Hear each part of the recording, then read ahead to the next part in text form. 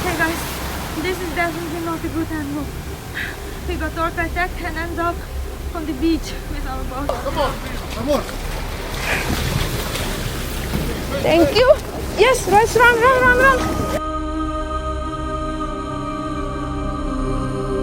That's our morning, guys. We had orca attack.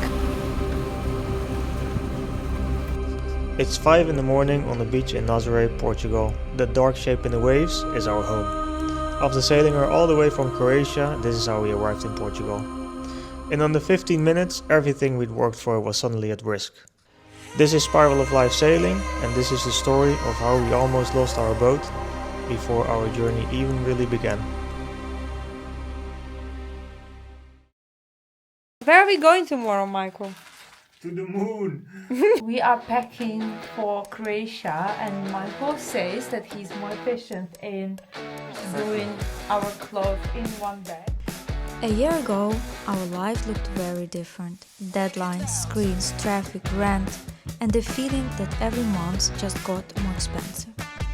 We were working more, earning more, and somehow ending up with less. We were tired of feeling like we were running on a treadmill that only got faster. We wanted sun, adventure, and a life that actually felt like ours. So we decided to do something a little crazy. We packed our lives into a few bags, booked one-way ticket to Croatia, and went to look for a boat we had only seen in photos. This day of the deal. Day of the deal. Day of the deal. Day of the deal. We are going to the appointment to check all the steps and eventually, if everything is good, to sign the contract. So guys, today we came to Split to celebrate our boat, the boat which we bought.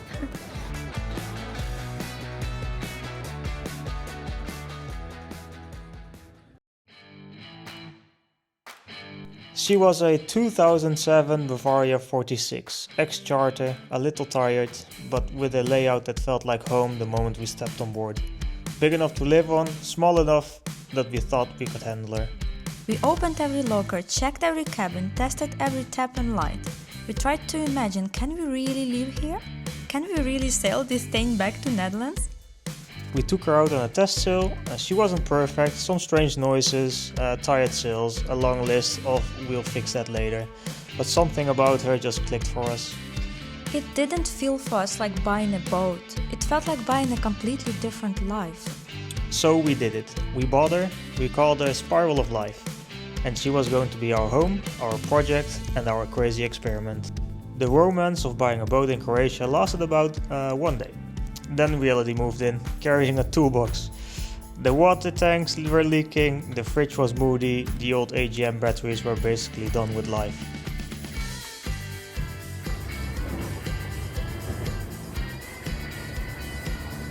Boat life turned out to be a lot of tiny moments of freedom and a lot of hours with your head stuck in a locker wondering why something is wet. We started investing, new lithium batteries, better charging, fixing what we could and learning as we went. Every cable we run, every leak we chased made this old ex-charter boat feel a little bit more like our boat. Maybe we should have said this. Big sail. Oh my god. We are so small compared.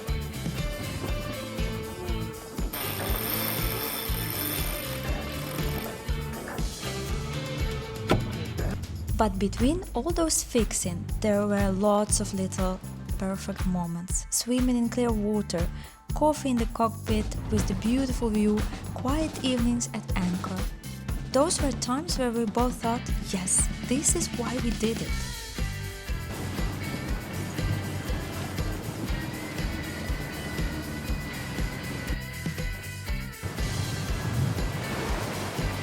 We left Croatia and started working our way west. Italy, the Messina Strait, Sardinia and Gibraltar. Seas we'd only ever see on a chart before. We learned to reef early, trust the boat more and respect the forecast a lot more than we did on day one. Dat is dus kapot. Wow. Some days the ocean felt like a playground. Dolphins on the bow, perfect wind, sunsets that made the whole cockpit go quiet.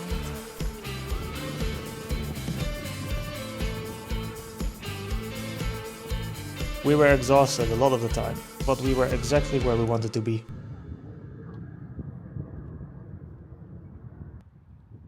Oh, he did it!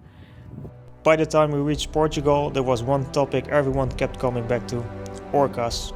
Boats losing rudders, weeks in the yard, tens of thousands in repairs. Go far offshore, stay inshore and hug the coast. Don't sail at night, don't sail in certain months. Yeah, the more people we talked to, the more confusing it got. In the end, we just made a choice. We decided to sail very close to shore, stay out of the main orca area offshore, and trust that the coast would be our friend.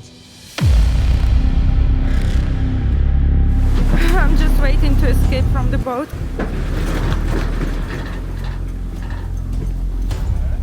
I was so scared. Now I need to wait for the right wave to escape. There are guys. Michael is already there. Shall I go? Thank you. Yes, guys, run. Yes, thank you so much, guys.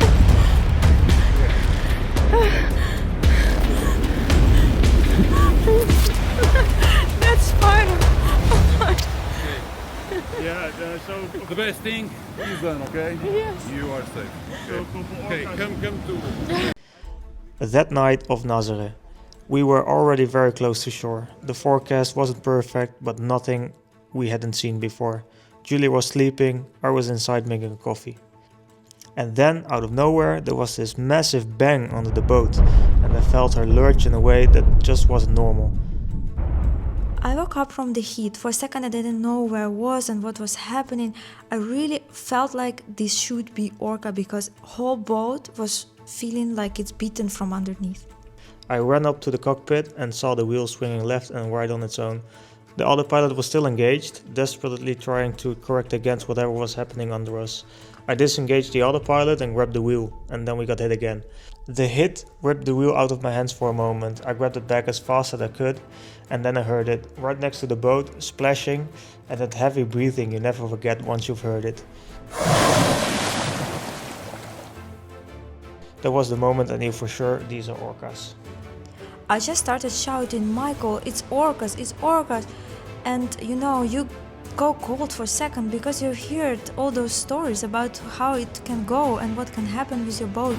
But guys, my heart is crying. This is like even worse because it's not only our boat, it's supposed to be our house. It's supposed to be our house in the Netherlands as well. I have no shoes, I have nothing. Everything is inside. I have even no shoes. I took them with me, but I cannot put them on because it's wet and sandy. I have nothing. We packed the bag. Here's our bag. Oh, they went to do something. I think they went to check. Let me show you.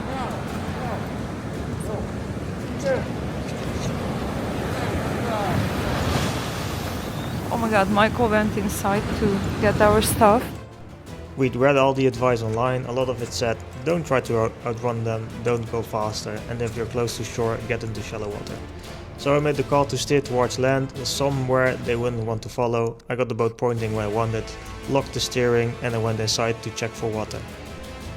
Because I was so focused on that, I completely forgot just how close to shore we already were. I didn't see anything immediately catastrophic below, so I turned around to go back to the cockpit and correct our course. The moment I put one foot outside, I felt the whole boat shudder and stop. We hit the ground. In my panic, I forgot how close we were and I crashed the boat.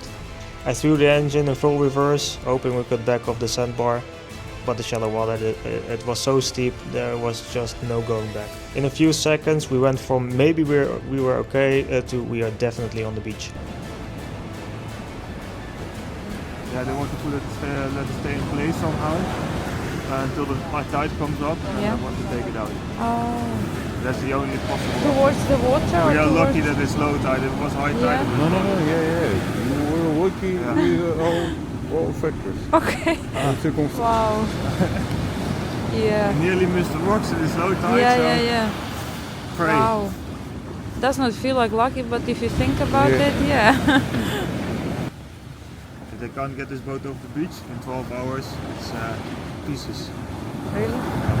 Because of the waves? Waves, yeah. While all that happened, I don't even remember parts of that because of adrenaline, but I remember I was just grabbing everything important like laptop and I don't know, something what I saw on the table and put it into the backpack we prepared for just in case if this would happen. I was in panic, I didn't know what to do and everything happened so fast. We don't have any footage of those minutes. From the first hit to the moment we grounded was less than 15 minutes. In that time we went from making coffee to fighting for control to trying to keep our home from sinking. When everything was already kinda packed, in panic, I already went outside with the backpack and I just saw sand and waves on it. I understood we are on the beach, we are not sinking. That moment, Michael also put a camera in my hands and I just started filming. Yeah, I don't know why, just out of panic. The camera only comes back on when we were already on the beach, stepping off our home for the first time, not into a marina but into breaking waves and sand. When you see us there in the dark, we're still trying to figure out if this is really happening, or if we are going to wake up and find it was just another bad dream.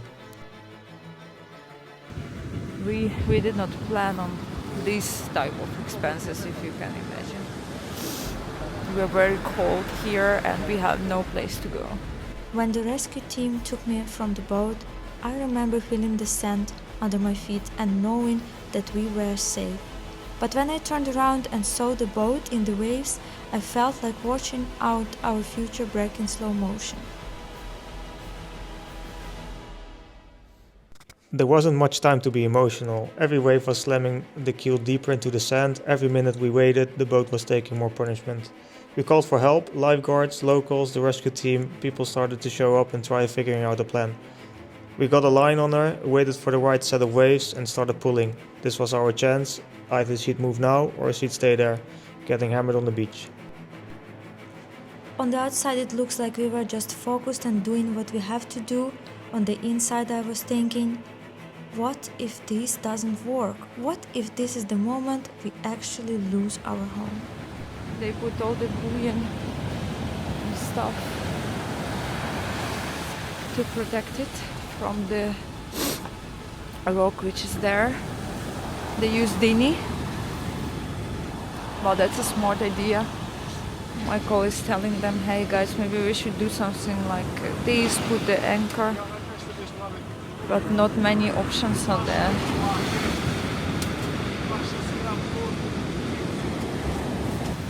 Let's pick up this.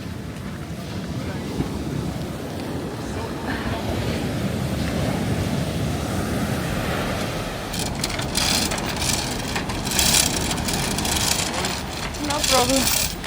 Shit. Guys are trying so hard. Be careful, be careful. It could be a beautiful morning. But that's the reality.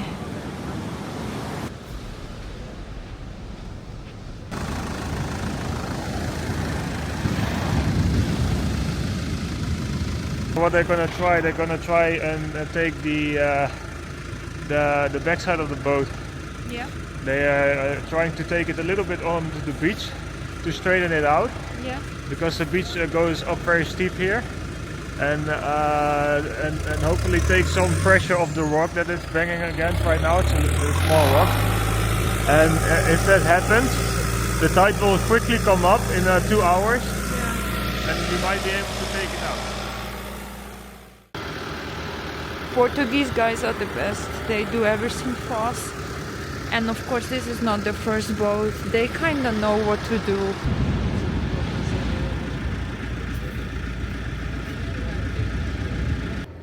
Er is nog een goede kans dat we de boot kunnen redden. So I just put the anchor out, all the chain. Yeah? They're gonna take a jet ski and take it out to sea. Yeah? To keep the boat in place, because it needs to stay here when the tide comes up, so it can take it out. Okay. There's a dive team coming with flotation bags, so when the tide comes up, the boat will stay afloat. Yeah. I checked inside. There's still No damage? no damage. No structural damage. It's resting like right on one of the bulkheads. Okay. And I could check under the bed right where it is. It's so sweet. They just brought us food and drinks. Oh my god, people are so sweet. Shit. All those people were watching. They were sent away because we will do something which might damage or break, and they don't want public here now.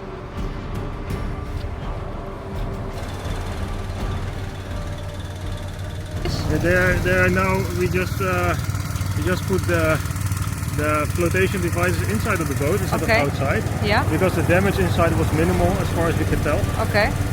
So they are now floating the airbags inside. Yeah. So even if it goes down, it cannot go down. Okay. This will keep the boat up.